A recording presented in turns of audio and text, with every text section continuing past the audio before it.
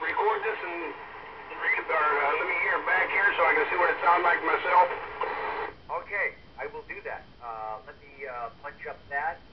And from Kermit, take a transmission here on the old Tuber Radio Network. Okay, yeah, I just want to see what this thing sounds like. I mean, I hear what you guys are saying, but I never get a chance to hear it myself. Okay, I didn't need to, but I put on the, or I took off the receive, or put on the receive preamp. It brings a little noise, but you're loud either way, so you might hear a little bit of clip, and then you'll be popping in there. Okay, yeah, I just want to see what this thing sounds like. I mean, I hear what you guys are saying, but I never get a chance to hear it myself. Well, there you go. The instant replay does not lie. Probably about 7S units. You're above the noise. Now, a lot of these stations come in at 10 and 20 over, so for 7S units from Kerman, that is some definitely decent audio over. Thank you, Dennis. Appreciate it. And actually, I misspoke. It's actually 9S units, so doing good. Thank you, 77. The break OTR, I think that was 37. Go ahead. That's WL 60, Dennis. I'm late. Sorry about that. Oh, 60. All right. I've got putting the headphones on and putting them off here, so didn't hear it right. Let me go over to page 3. The SWL's following along on the home game, and Mr. Cowboy, we've got the Exon Square on Saturday night. Thank you, Dennis. I'm sorry about being late. Breaker OTR. Yeah, no problem. I guess you're only really late when the net control doesn't come back to you. And now, that sounds a lot like 37. Break OTR, go ahead. You got it right, Dennis. You got, anyway, it's 37 here. We're going to check in the general radio telephone, the Super MC11A. And it does say 24 channels on it, although there's only 23, but it says 24. It doesn't have it may have the alternate crystal in it. I have to ask Harvey. Maybe he checked it out of him. But anyway, it's actually doing its thing. With I look at this thing here, and it's going that way. Oh yeah, sounds powerful. Looked up on the meter.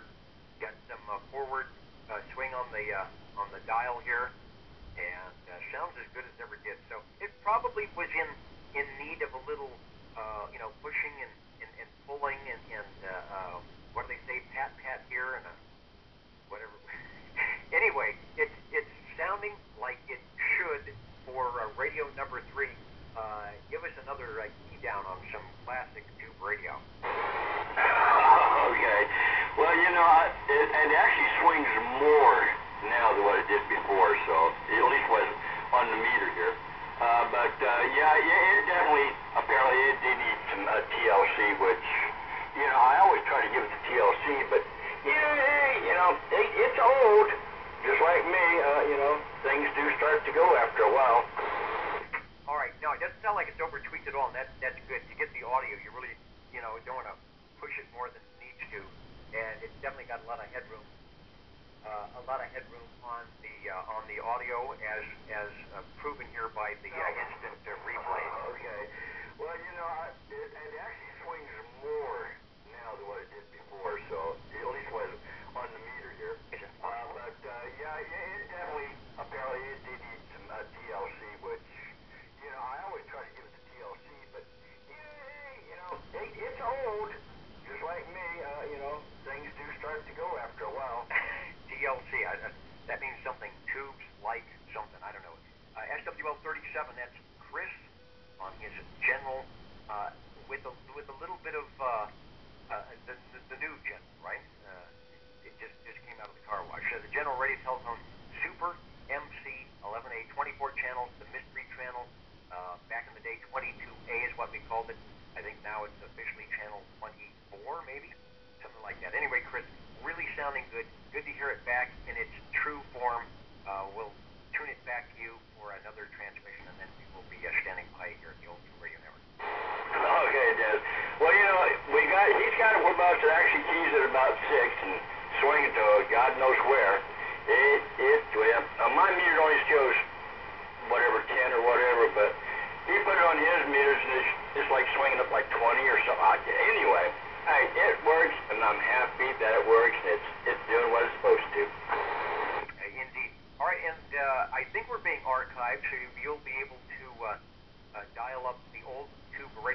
SWL.com website and go to the recordings page and listen to the General Radio Telephone Super MC 11A and all its glory over and over and over again. Thank you, Chris. The old Tube Radio Network, real radios glowing in the dark, the Citizen Band radios from the inception of the Class D service in 1958 all through the early to mid-70s. These are the radios you are hearing tonight, the way it probably and did sound 40, 50 years ago on a Saturday night, keying up the glow-in-the-dark tube radios. And thanks to our operators, we're doing it again tonight. OTR, we're listening. 35.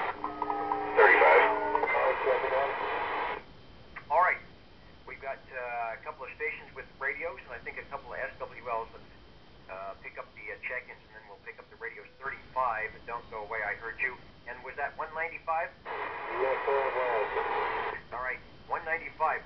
Get through the pileup from Course Gold. Not bad at all. The Course Gold Starliner, Jim X in the square. Good to hear you in there. It was a little bit absent the last couple of weeks, but you're sounding good now.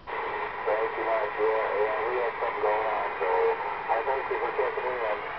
All right, sounding good. All right, let's get to our radio. I know there were some other stations. We'll get everybody in, so don't go away. The old Tube Radio Network. Bill, let's run over to you. You are radio number 4 with your item of interest. Yeah, I want to check in my Dimco satellite. It's got the 3-piece unit, transmitter, receiver, separate speaker, and the power modulator box.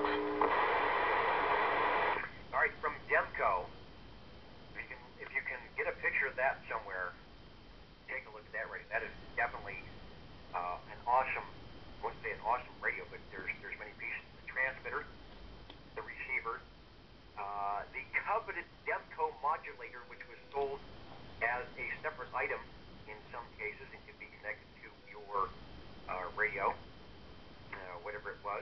But I know some people have just bought the modulators just so they can sound awesome. And I think you said the speaker too. Give us another transmission there on Radio 4.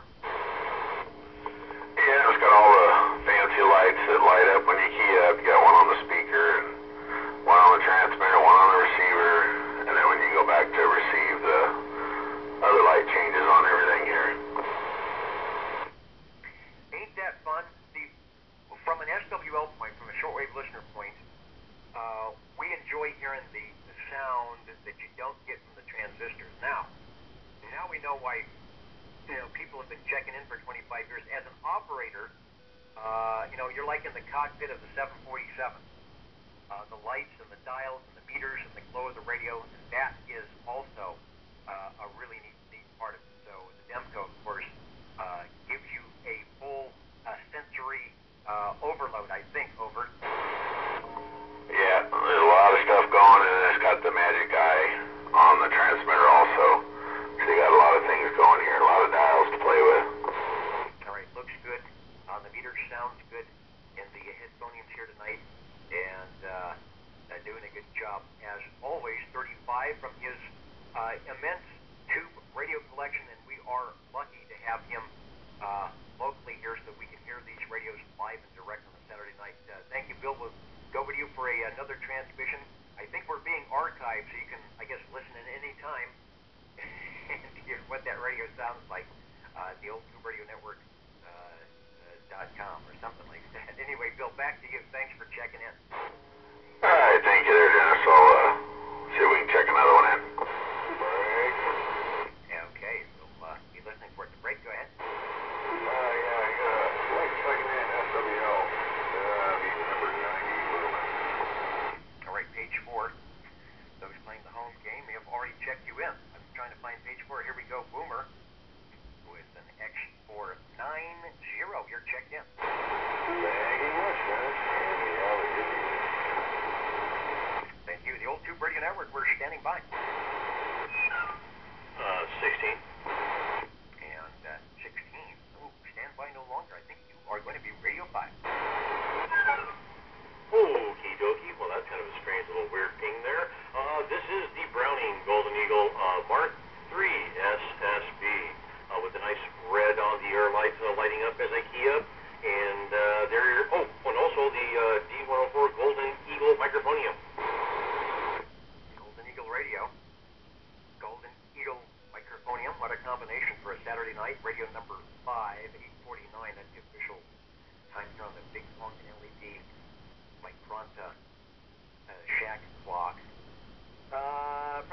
quite OTR vintage. It have to be Nixie tubes, but it kind of fits the bill. It's sounding good in the on the Eagle, and the pinger is in its. I don't know.